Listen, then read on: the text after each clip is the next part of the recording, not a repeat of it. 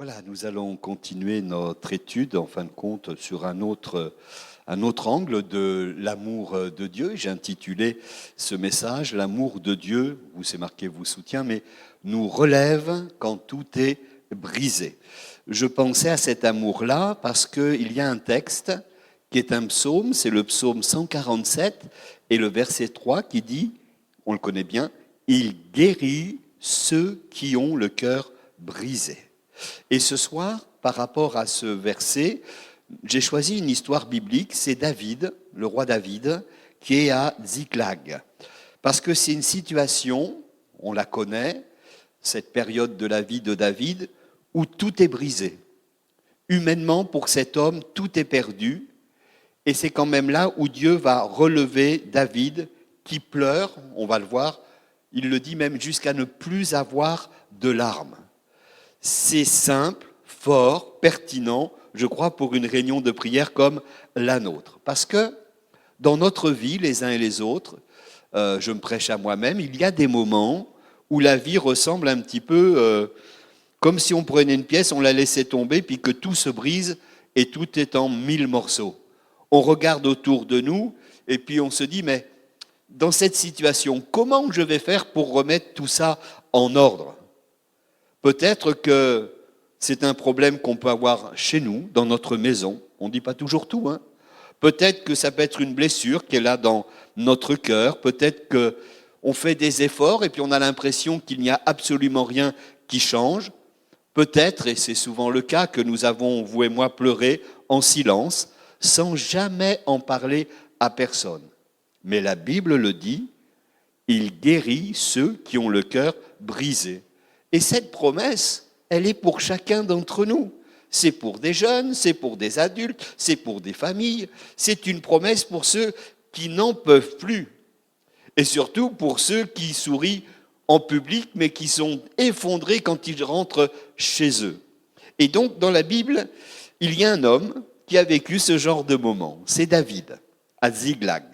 Qu'est-ce qu'il fait, lui ? Lui, il revient chez lui après un voyage, et quand il revient chez lui, je résume vraiment cette période, tout est en feu. Sa maison est brûlée, ses biens sont pillés, ses femmes sont capturées, ses enfants ont disparu, et les hommes qui étaient ses amis prennent des pierres pour le tuer. C'est pas très bon pour David. Et c'est là où dans 1 Samuel, chapitre 30, verset 4, il est dit « David », et c'est normal, pleura jusqu'à n'avoir plus la force de pleurer. Vous imaginez ? Moi, ça m'est arrivé une fois dans ma vie, de ne plus avoir la force de pleurer. Je n'avais tellement plus la force de pleurer, c'est fou, hein ? Mais peut-être que si vous avez vécu, vous allez comprendre, j'en avais mal à l'estomac. J'en avais mal à l'estomac. Vous voyez, même un futur roi, un homme de foi, un adorateur, un guerrier, a eu le cœur brisé. Mais l'histoire, elle ne s'arrête pas là. Parce que là où les larmes s'arrêtent, eh bien, merci Seigneur, l'amour de Dieu commence à relever. Je crois que dans cette réunion de prière, c'est exactement ce que Dieu veut faire avec nous. Pas seulement nous consoler, mais nous relever, nous remettre sur pied, nous équiper, nous fortifier. Alors, qu'est-ce que l'on voit ? Eh bien, que l'amour de Dieu nous rejoint là où nous sommes. Et quand David arrive à Ziklag, tout ce qu'il avait construit est détruit. Il n'y a plus de maison, plus de famille, plus d'équipe. Comment je dirais ? Même plus de confiance. Il n'a même plus de dignité. Le texte dit qu'il pleure jusqu'à s'épuiser. C'est ça, hein, pleurer jusqu'à la dernière larme. Quelqu'un peut se dire, eh bien ça m'arrive aussi. Oui, en 2025, moi je me sens comme écrasé, dépassé, abandonné. Et ce moment est important parce que David ne fait pas semblant. Hein. Là, David, il ne cache pas sa douleur. Mais dans son moment le plus bas, Dieu ne le laisse pas seul. Alléluia. L'amour de Dieu ne dépend pas de notre force, ni du moment même que nous vivons. Il n'attend pas qu'on aille mieux pour venir, le Seigneur. Heureusement, hein. Le Seigneur, il ne nous dit pas, quand tu seras au top spirituellement, je viendrai vers toi. Non, non, non, non. Le Seigneur, il nous rejoint là où nous tombons. Dans la poussière, dans les larmes. Des fois, dans des pensées compliquées. Dans le moment où on dit « Seigneur, j'en peux plus ». Et c'est là que quand tout est brisé autour de David, Dieu ne va même rien lui reprocher. Il ne va même pas le condamner.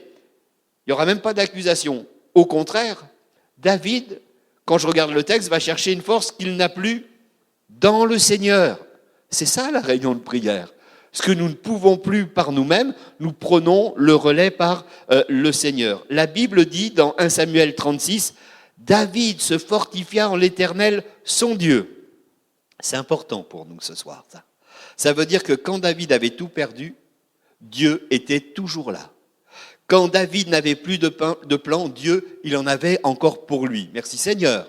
Quand David n'avait plus de force, Dieu en avait assez pour lui, bien sûr. Et c'est ça l'amour de Dieu. L'amour de Dieu, c'est que quand on est au plus bas, il vient nous rejoindre dans les endroits que personne ne voit. Heureusement. Il s'approche quand tout semble perdu. Je crois que ça, pour nous ce soir, je dirais que c'est une première vérité qui doit s'installer dans chacun de nos cœurs avant d'apporter nos requêtes. L'amour de Dieu nous rejoint là où nous sommes. Ça veut dire qu'on n'a pas besoin d'être un super croyant pour que Dieu nous aime. On n'a pas besoin d'être parfait pour que Dieu s'approche de nous. Parce que Dieu ne se dégoûte pas de nos faiblesses.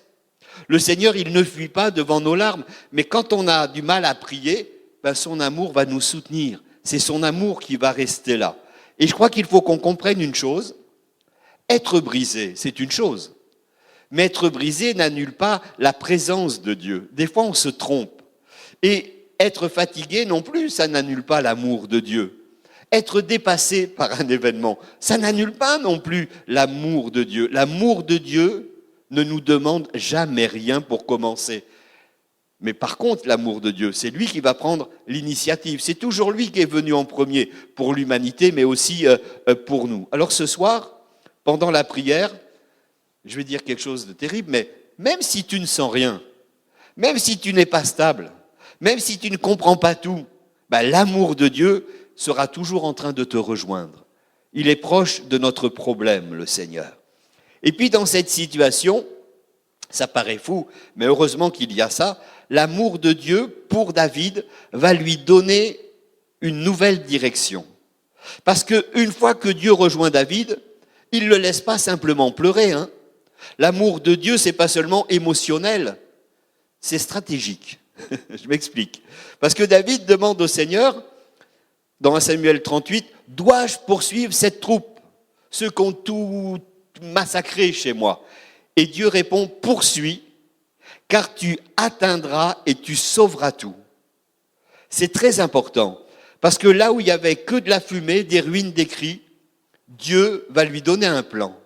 Merci Seigneur. Quand tout semble brisé, l'amour de Dieu va remettre de l'ordre dans ses pensées et dans nos pensées. Parce que d'un moment, on est tellement déstabilisé par ce que nous vivons et par ce que nous voyons même, qu'on a besoin d'avoir une nouvelle direction, qu'on a besoin d'avoir un nouveau chemin.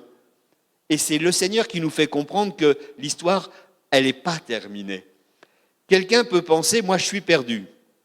Quelqu'un peut penser, je ne sais plus où aller, je ne sais plus quoi faire. Mais l'amour de Dieu ne nous laisse jamais dans l'incertitude, frères et sœurs. Il est là pour nous éclairer, pour nous parler et pour nous dire, allez, là on va attaquer une nouvelle année, lève la tête et regarde ce que moi je vois et pas ce que toi tu vois. Parce que ce que nous voyons, ce n'est pas toujours encourageant. Je vous rappelle, mais vous le savez, la parole de Dieu nous dit, ta parole est une lampe à mes pieds. Merci Seigneur.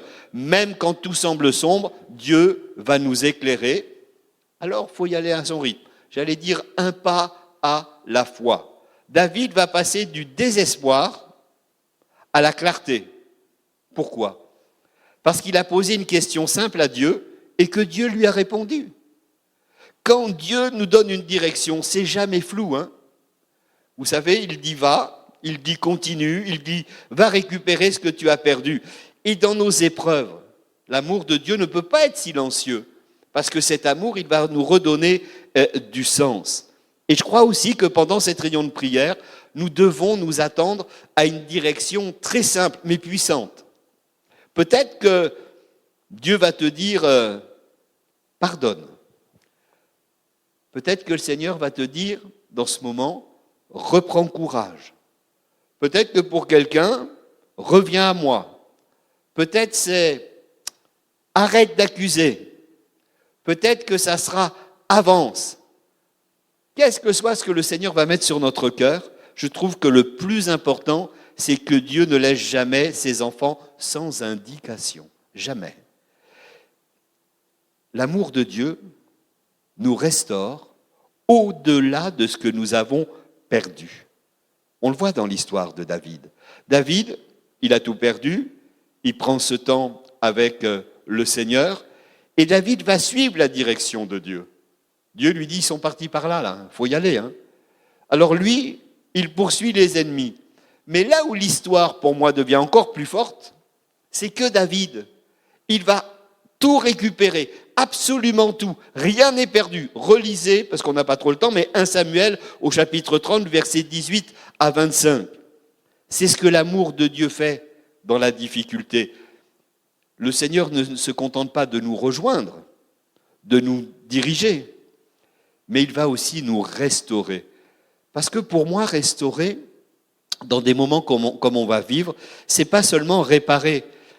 Restaurer, ça veut dire que c'est mieux qu'avant. Sinon, il n'y a pas de restauration. Restaurer, c'est mieux qu'avant. Dieu ne dit pas, je vais te rendre une partie de ce que tu as perdu. Non, il dit, tu vas tout récupérer. Ouh, moi, ça me ferait du bien. Et le texte ajoute même que David récupéra plus que ce qui lui avait appartenu. Il a gagné dans la bataille comme il n'avait jamais eu auparavant. Et ça, c'est l'amour de Dieu. Parce que il va transformer des zones brisées en zones de bénédiction.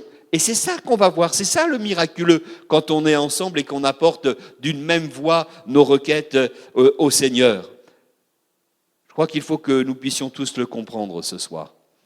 Il me semble que Dieu n'est pas seulement un Dieu qui console, c'est pas simplement un Dieu qui reconstruit, mais c'est un Dieu qui restaure l'identité, la joie, l'avenir, la paix, la vision.